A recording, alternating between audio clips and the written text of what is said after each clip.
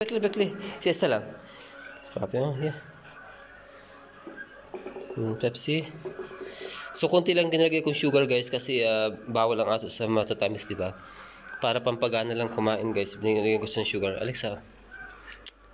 Ay, Bekle, oh. Alexa, paborito na. Yeah, Bekle. Yan. Galahadi.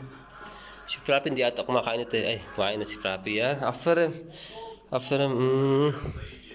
konting asukal lang nagay ko, guys. Huwag kayong mag-alala. Kasi bawal lang marami ang matamis sa mga aso, yan.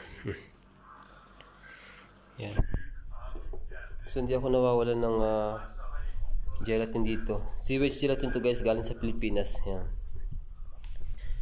Pang appetite yan. Bago ko sila pakainin ng mga dog foods or dry foods or chicken, ito muna pinapakain ko sa pampagana, guys. Yan. Yan.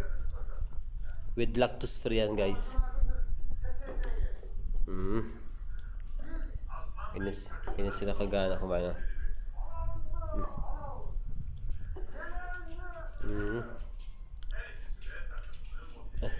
Fabi.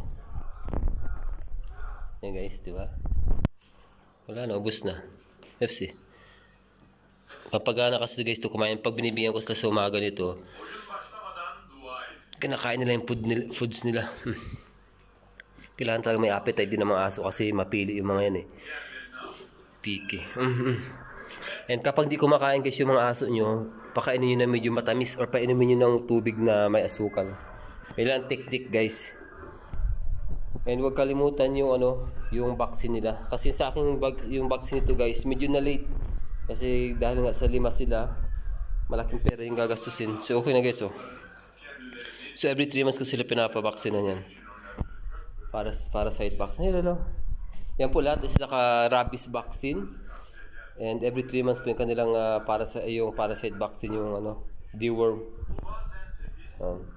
Kumakamot. Ibig sabihin pag kumakamot na yan, guys.